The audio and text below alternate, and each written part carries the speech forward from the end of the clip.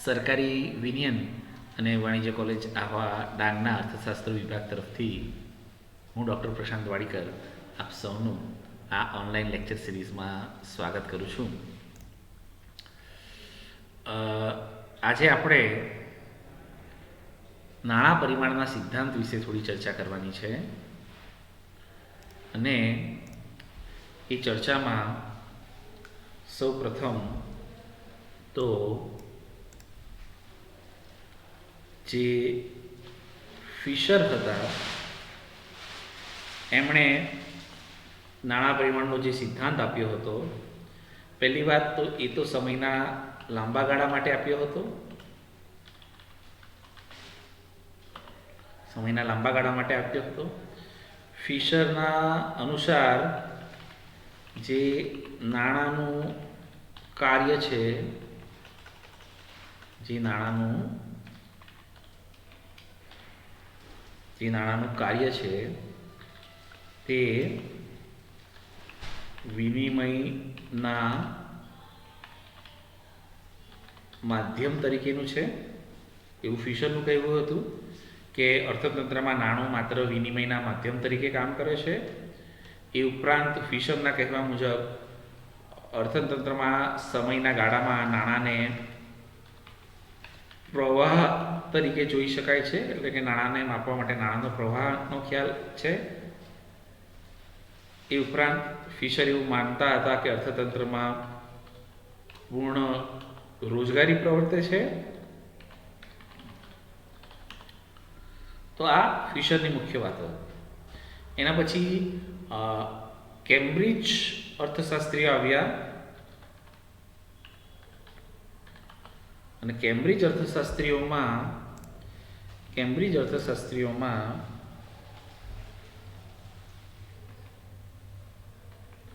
પીગુ, marshal,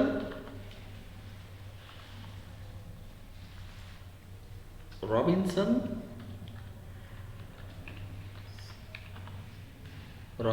અને cans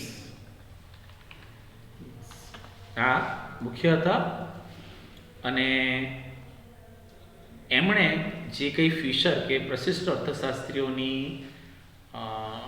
નાણાં પરિમાણના સિદ્ધાંતની વાતો હતી એની મૂળભૂત વાતો કરતાં ઉલટ વાતો કરી. એટલે કે ફિશર દાખલા તરીકે નાણાં પરિમાણના સિદ્ધાંતને સમયના લાંબા માટે ગણે છે, તો આ લોકો સમયના ટૂંકા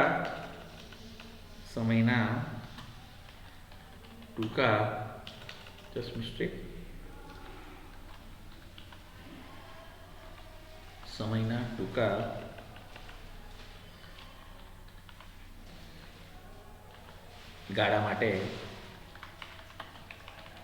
પોતાનો સિદ્ધાંત આપે છે.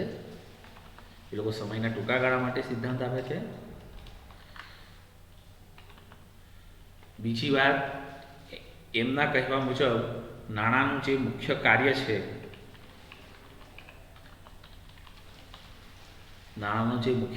છે, તે અર્થતંત્રમાં વિનિમયનું માધ્યમ તરીકે નહીં, પરંતુ મૂલ્ય જે છે એ મૂલ્યના સંગ્રહનું છે. તો અહીં એ લોકો પ્રશિષ્ટ અર્થશાસ્ત્રીઓ એટલે ફિશર કરતાં તદ્દન અલગ પડે છે. અને એમના મુજબ નાણાંને જથ્થામાં માપી શકાય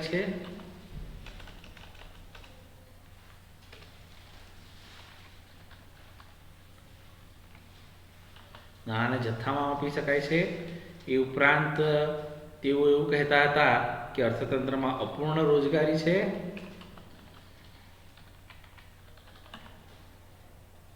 આવું ફિશર જે હતો એ ફિશરનું જે પ્રખ્યાત સમીકરણ છે એ હતું MV =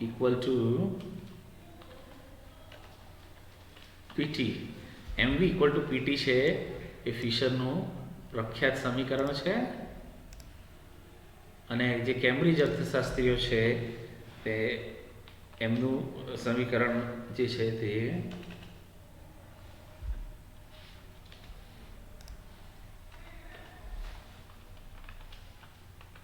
M is equal to KPY એ કેમ્બ્રિજ અર્થશાસ્ત્રીઓનું આ એક સમીકરણ છે. તો બંને સમીકરણમાં આવા તફાવત હતા. અને જે ફિશર હતા એ નાણાં નીતિ પર ભાર આપતા હતા. તેઓ એવું કહેતા હતા કે અર્થતંત્રમાં કોઈ પણ સમસ્યા આવે ત્યારે નાણાં નીતિના મદદથી એ સમસ્યાનો ઉકેલ લાવી શકાય છે. જ્યારે કેમ્બ્રિજ અર્થશાસ્ત્રીઓ, એમાં ખાસ કરીને કેઇન્સ જે છે એ નાણાં નીતિના પ્રખર વિરોધી હતા અને તેઓ રાજકોષીય નીતિની વાત કરતા હતા. વિદ્યાર્થી મિત્રો, નાણાં નીતિ એટલે રિઝર્વ બેંક ઓફ ઇન્ડિયા જે બદલાવ કરે છે, બેંક રેટમાં બદલાવ કરે છે, રેપો રેટમાં બદલાવ કરે છે, કે રિઝર્વ બેંક ઓફ ઇન્ડિયા તરફથી જે બદલાવ લાવવામાં આવે છે એ નાણાં નીતિ છે. અને જે રાજકોષીય નીતિ, જેને અંગ્રેજીમાં ફિસ્કલ પોલિસી કહેવામાં આવે છે, એ ફિસ્કલ પોલિસી એ સરકારના ખર્ચા અને સરકારની આવક, એમાં ઇન્કમ ટેક્સ પણ આવી જાય, ટેક્સ, નોન ટેક્સ આવક અને સરકારના ખર્ચા, એની સાથે એનો સંબંધ છે. એટલે કેમ્બ્રિજ રાજકોષીય નીતિ એટલે કે જાહેર ખર્ચ અને જે જાહેર આવક છે એના દ્વારા અર્થતંત્રમાં સમતુલાની કે અર્થતંત્રમાં સુધારાઓની વાત કરતા હતા. હવે આપણે આવીએ કે શિકાગો યુનિવર્સિટીના જે અર્થશાસ્ત્રી છે પ્રોફેસર મિલ્ટન ફ્રીડમેન, એમણે જે નાણાં પરિમાણનો સિદ્ધાંત આપ્યો, કારણ કે આ બે સિદ્ધાંતોના પરિપ્રેક્ષમાં એ જોવાનું છે. કારણ કે શરૂઆતમાં પ્રશિષ્ટ અર્થશાસ્ત્રી એટલે ફિશરનો જે સિદ્ધાંત હતો એ કેમ્બ્રિજ અર્થશાસ્ત્રીઓના સિદ્ધાંત પછી એની મહત્તા થોડી ઓછી થઈ, પરંતુ જે મિલ્ટન ફ્રીડમેન છે એ ફિશરના સિદ્ધાંતની પાછી મહત્તા સ્થાપિત કરે છે. અને એટલા માટે જ્યારે મિલ્ટન ફ્રીડમેન 1956માં પ્રશિષ્ટ અર્થશાસ્ત્રીઓના ને પુનઃ તરફેણ કરે છે અને તેથી તેમના સિદ્ધાંતને નાણાં પરિમાણના સિદ્ધાંતનું પુનઃકથન કહેવામાં આવે છે. તેઓ નાણાંના પુરવઠા અને ભાવ સપાટી વચ્ચે મજબૂત કડીની વાત કરે છે અને તેઓ નાણાં નીતિના મહત્વ પર ભાર મૂકે છે. આ સિદ્ધાંતની મુખ્ય મુદ્દાઓ છે કે ફ્રીડમેન છે એ નાણાં પુરવઠા પર ભાર આપે છે. ફ્રીડમેન છે એ નાણાંના પુરવઠા પર પાછું ભાર આપે છે કે નાણાંનો પુરવઠો અર્થતંત્રમાં મહત્વનો છે. અર્થતંત્રમાં જે કંઈક સમસ્યાઓ આવે છે, આર્થિક સમસ્યાઓ આવે છે, એમાં સુધાર માટે નાણાં નીતિનો અને નાણાંના પુરવઠામાં સુધાર એક ખૂબ મહત્ત્વની બાબત છે. બીજું કે ફ્રીડમેન પુનઃ એ વાતને સ્થાપિત કરે છે કે નાણું એ મુખ્ય રીતે વિનિમયનું માધ્યમ છે. ત્રીજી વાત છે કે નાણાંની માંગને નિર્ધારિત કરતું પરિબળ શું છે. એમાં વાસ્તવિક આવક અને કાયમી આવક એ બે તફાવતોની વાત કરે છે. વાસ્તવિક આવક એટલે આપણા ઘરમાં જે આપણને પગાર રૂપે કે નફા રૂપે જે વળતર મળતું હોય તે વાસ્તવિક આવક છે. અને કાયમી આવકનો ખ્યાલ આપણે ડિટેલમાં સમજવાનો છે આ સિદ્ધાંતમાં. રોકડ પુરાંતનો ખર્ચની તરફ વાત કરે છે કે રોકડ પુરાંત રાખવાનો ખર્ચની વાત કરે છે. એમાં પહેલું કે વૈકલ્પિક અસ્ક્યામતનું વળતર. તમે હાથમાં તમારા રોકડ કેશ બેલેન્સ તરીકે રૂપિયા રાખો છો, એના કરતાં તમને એ રૂપિયા તમે કશે રોકાણ કરો તો તમને કેટલું વળતર મળી શકે, એવી કોઈ વાત ફ્રીડમેન કરે છે. ભાવ સપાટીમાં બદલાવની ધારણા એ પણ અહીં મહત્ત્વની છે કે ભવિષ્યમાં વસ્તુઓની કિંમત કેટલી બદલાશે. દાખલા તરીકે તમારે ખાસ કરીને ડ્યુરેબલ વસ્તુ લેવી હોય, જે વસ્તુ લાંબા સમય માટે ચાલે છે, જેવી રીતે ટીવી, ફ્રીજ છે, 2 વ્હીલર છે, 4 વ્હીલર છે. હવે તમે 4 વ્હીલર ગાડી લેવા જતા હોય અને તમને એવું ખ્યાલ આવે કે 2 મહિના પછી ગાડીઓ સસ્તી થવાની છે, તો તમે આજે તમારી ખરીદી મોકૂફ રાખો છો. એટલે એ તમારા રોકડ પુરાંત તરીકે તમે જે પૈસા રાખો છો, રોકડ પુરાંત જે રાખો છો, એને અસર કરે છે. એટલા માટે અહીં આ બે ખ્યાલો લેવામાં આવ્યા છે. નાણાંને માંગને અસર નક્કી કરતા પરિબળોની અહીં વાત કરવામાં આવી છે કે નાણાંની માંગ કોણ નક્કી કરે. હવે મિત્રો, નાણાંની માંગ એટલે શું? નાણાંની માંગ એટલે તમે બજારમાં સામાન્ય રીતે આપણે અર્થતંત્રમાં ખરીદી કરવા માટે જે નાણાંનો ઉપયોગ કરીએ છીએ, નાણાંની માંગ છે. તો એ શેના પર આધાર રાખે છે? અર્થતંત્રમાં ભાવ સપાટી પર. કે અર્થતંત્રમાં સામાન્ય ભાવ સપાટી કેટલી છે. બીજું છે વાસ્તવિક આવક અને ઉત્પાદનના ધોરણ પર પણ આધાર રાખે છે. ત્રીજું છે વ્યાજ દર પર આધાર રાખે છે. સામાન્ય રીતે એવું હોય છે કે અર્થતંત્રમાં જો બેંકોનો વ્યાજનો દર ઊંચો હોય તો લોકોની ખરીદારી ઘટે છે. લોકો બેંકમાં પૈસા રાખવાનું અને બેંકમાં પૈસા રાખીને વળતર મેળવવાનું વધારે પસંદ કરે છે. અને કિંમત વધારાનો દર કે બજારમાં જે વસ્તુઓ છે આ છે ને ઇન્ફ્લેશન દર્શાવે છે. કિંમત વધારાનો દર બજારમાં જે કોઈ સામાન્ય ભાવ સપાટી છે એમાં કેવો વધારો થાય છે, આ પરિબળો નાણાંની માંગને નક્કી કરે છે, એવું મિલ્ટન ફ્રીડમેન કહેતા હતા. મિલ્ટન ફ્રીડમેન કાયમી આવકનો ખ્યાલ આપે છે કે નાણાંની માંગમાં બદલાવનું કારણ કાયમી આવકમાં બદલાવ છે, જે ચલણ વેગ અને ભાવ સપાટીમાં બદલાવ લાવે છે. અને કાયમી આવકનો ખ્યાલ એ સંપત્તિનો ખ્યાલ છે. તો આ કાયમી આવક શું છે? અહીંયા 5 વાત છે. એક તો નાણું, તમારી પાસે કેટલું નાણું છે, તમારી પાસે કેટલું કેશ, તમારી પાસે કેટલી નોટો છે, એ નાણું જે છે એ તમારી કાયમી આવકનો એક હિસ્સો છે. બીજું તમારા બોન્ડ્સ એટલે કોઈ સરકારી સ્કીમ હોય એમાં તમે રોકાણ કરેલું હોય, સરકાર બોન્ડ પાડતી હોય છે, ખાસ કરીને કિસાન વિકાસ પત્ર ને એવા બોન્ડ પાડતી હોય છે, તો એમાં તમારું રોકાણ હોય છે, એ તમારા બોન્ડ છે, તો એ પણ તમારી કાયમી આવકનો હિસ્સો છે. શેર્સ, ઇક્વિટી શેર્સ, તો આ જો શેર્સ હોય છે એનામાં તમે રોકાણ કર્યું છે તો એ પણ, કારણ કે એ તમને વળતર આપે છે. બીજું છે ભૌતિક વસ્તુઓ. ભૌતિક વસ્તુમાં અહીં દાખલા તરીકે તમારી પાસે એક ટેમ્પો હોય તો એ ટેમ્પો તમે ભાડે આપીને આવક કમાઈ શકો છો. તમારી પાસે એક 4 વ્હીલર હોય તો એ 4 વ્હીલર તમે ભાડે આપીને પૈસા કમાઈ શકો છો, તો એ તમારી કાયમી આવકનો હિસ્સો થાય છે. એ ઉપરાંત માનવ મૂડી, હ્યુમન વેલ્થ. માનવ મૂડીમાં અહીં એવું જ તમારે સમજવું, દાખલા તરીકે એક વ્યક્તિ છે તેને 4 વ્હીલર ચલાવતા આવડે છે, તો એને 4 વ્હીલર ચલાવતા આવડે છે તો એને એ જ્યારે નોકરી કરશે કોઈના ત્યાં ડ્રાઈવરની, તો એને એ પ્રમાણે પગાર મળશે. પણ માનો કે એક વ્યક્તિ છે એને રેલવે ટ્રેન ચલાવતા આવડે છે, તો રેલવે ટ્રેન ચલાવવા માટે ઊંચી માનવ મૂડીની જરૂર હોય છે. એને વધારે પડતી સાયન્ટિફિક મેથડની સમજ હોવી જરૂરી છે. એનું માનવ મૂડી ઊંચું છે એટલે રેલવે ડ્રાઈવરને વધારે પગાર મળતો હોય. એવી રીતે હવાઈ જહાજના ડ્રાઈવરને,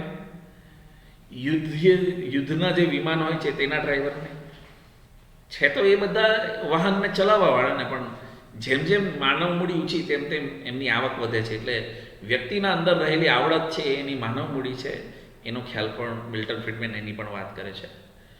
મિલ્ટન ફ્રીડમેન જે સમીકરણ આપે છે, આપણે એની વાત કરીએ તો મિલ્ટન ફ્રીડમેન આ સમીકરણ આપે છે જેમાં M છે એ નાણાંની માંગ છે, P છે એ સામાન્ય ભાવ સપાટી છે, Y છે એ રાષ્ટ્રીય આવક છે, અર્થતંત્રમાં આવકનો પ્રવાહ છે, 1P ગુણ્યા DP અપોન DT, 1/P ગુણ્યા DP છેદમાં DT.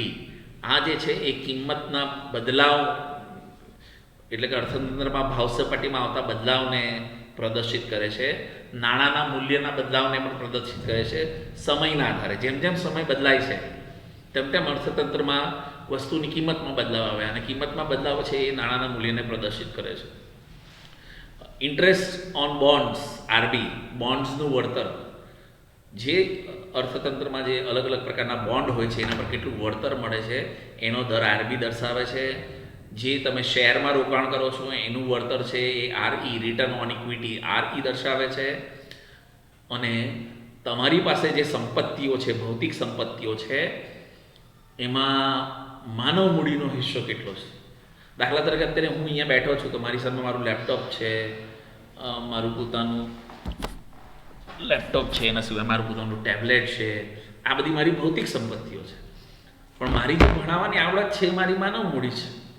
The way I talk એ મારી માનવ મૂડી છે. એટલે તમારી પાસે જે કંઈ અર્થતંત્રમાં જે લોકો છે એની પાસે જે કંઈ ભૌતિક સંપત્તિઓ છે એમાં માનવ મૂડી કેટલું છે તો એ W દર્શાવે છે. અને U છે એ ગ્રાહકની માંગને અસર કરતા પરિબળો છે. ગ્રાહકની માંગને, ગ્રાહકની પસંદગીને, બજારમાં કઈ પ્રકારની ફેશન ચાલે છે એ અસર કરી શકે. ગ્રાહકનો પોતાની ટેસ્ટ હોય છે, ગ્રાહકને કોઈ વસ્તુ ગમે નહીં ગમે અને એમાં બદલાવ આવતો રહે છે. દાખલા તરીકે હું ખરીદી કરવા જાઉં તો એક વખત હું સફેદ શર્ટ પસંદ કરું, પણ બીજી વાર ખરીદી કરવા જાઉં તો મારા મગજમાં એવું રહી જાય કે સફેદ શર્ટ તો મેં પસંદ કર્યો છે એટલે હવે મારે બીજા કલરનો શર્ટ લેવાનો છે. તો તમે પણ એવું કરતા હશો. તો અર્થતંત્રમાં દરેક ગ્રાહક આવું કરે છે કે એકવાર એ કોઈ વસ્તુને ખરીદી કરે છે તો બીજી વાર જ્યારે ખરીદી કરવા જાય છે ત્યારે પહેલાં જે વસ્તુની ખરીદી કરી હોય છે એના મગજમાં હોય છે કે મેં આ વસ્તુ તો મારી પાસે છે, એ એની માંગને આ બધી વસ્તુઓ, એટલે આવી અનેક બાબતો છે એ ગ્રાહકની માંગને અસર કરતા હોય છે. એમ કરીને આ સમીકરણ ડેવલપ કર્યું છે. વિદ્યાર્થી મિત્રો, આ સમીકરણ મોઢે કરી જવાનું છે. એ સમીકરણ એમાં ફ્રીડમેન જે છે એ વેલ્થ, ઇન્કમ, પ્રાઇસ લેવલ અને હ્યુમન વેલ્થ આ બધી બાબતોની વાત કરે છે. એના સિદ્ધાંતમાં સંપત્તિ પણ આવી ગઈ, આવક પણ આવી ગઈ, ભાવ સપાટી પણ આવી ગઈ, માનવ મૂડી પણ આવી ગઈ. આમ થોડો વિસ્તૃત સિદ્ધાંત છે. આ સિદ્ધાંત કાયમી વાસ્તવિક આવકની વાત કરે છે કે જે સંપત્તિ થકી સુરક્ષિત થાય છે. જેમ વ્યક્તિ પાસે સંપત્તિ વધારે હોય, મિલકત વધારે હોય, એની પાસે જમીન હોય, શેર હોય, બજારમાં દુકાનો હોય, પોતાના ઘર હોય તે ભાડે આપ્યા હોય, એમ એની પાસે જેમ જેમ સંપત્તિ કે મિલકત વધારે હોય તેમ એની વાસ્તવિક આવક ઊંચી જાય છે. અને ફ્રીડમેન્સ છે એ બોન્ડ અને અન્ય થાપણોને પણ નાણાંના પુરવઠા તરીકે ગણે છે. ફ્રીડમેન છે એ બોન્ડ અને અન્ય જે થાપણો છે જેને આપણે અસ્ક્યામતી નાણું કહે છે એને પણ નાણાંના પુરવઠા તરીકે ગણે છે. તેઓ નાણાં નીતિને રાજકોષીય નીતિ કરતાં વધુ તર્પણ કરે છે. એટલે કે મિલ્ટન ફ્રીડમેનનું કહેવું છે કે અર્થતંત્રમાં જે સમસ્યાઓ આવે છે એનું સમાધાન નાણાં નીતિ આપી શકે છે. અને એ રાજકોષીય નીતિના એટલે કે જાહેર ખર્ચ અને જાહેર આવકના વધુ પડતા ઉપયોગને નકારે છે. તેઓ નાણાં નીતિના હિમાયતી છે. આ સમીકરણ રોકડ પુરાણના સિદ્ધાંત કરતાં વિસ્તૃત સમજૂતી આપે છે. એટલે આ એની મુખ્ય બાબતો છે. હવે આપણે એની મર્યાદાઓ જોઈશું. તો નાણાંનો ખ્યાલ વધુ પડતો વિસ્તૃત, આભાસી અને ઘણી બધી બાબતોને નાણાંમાં સમાવી લીધી છે. બોન્ડને સમાવી લીધી છે, શેર્સને સમાવી લીધા છે. એટલે વધુ પડતો નાણાંનો જે ખ્યાલ છે એને વધુ પડતો વિસ્તૃત કરી દેવામાં આવ્યો છે, એવી એની એક ટીકા થાય છે. બીજું, વ્યાજના દરની જે ભૂમિકા છે એનો આંશિક સમજૂતી આપી છે કે વ્યાજના દર પર પણ અર્થતંત્રમાં જે વ્યાજનો દર છે એની ભૂમિકા કંઈ મોટી છે એટલે એ સમજાવતા નથી. અને ત્રીજી વાત છે કે ભાવ સપાટી અને આવકથી નાણાંનો પુરવઠો સ્વતંત્ર છે. જે અર્થતંત્રમાં નાણાંનો પુરવઠો છે એ બજારની ભાવ સપાટી અને રાષ્ટ્રીય આવક છે એનાથી સ્વતંત્ર છે, એવી એક ટીકા થાય છે. ચોથી ટીકા છે કે ભૌતિક સંપત્તિમાં માનવ મૂડીનો હિસ્સો અને ગ્રાહકની માંગને અસર કરતા અન્ય પરિબળો, આ જે બે પરિબળો છે એ બહુ આંતરિક છે.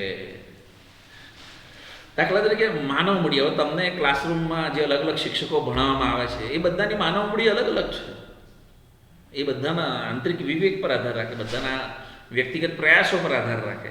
દાખલા તરીકે ક્રિકેટ ટીમમાં એક વિરાટ કોહલી હોય, એક રોહિત શર્મા હોય, એક અજિંક્ય રહાણે હોય, તો દરેક વ્યક્તિ કે સરખું બેટિંગ કરતો નથી.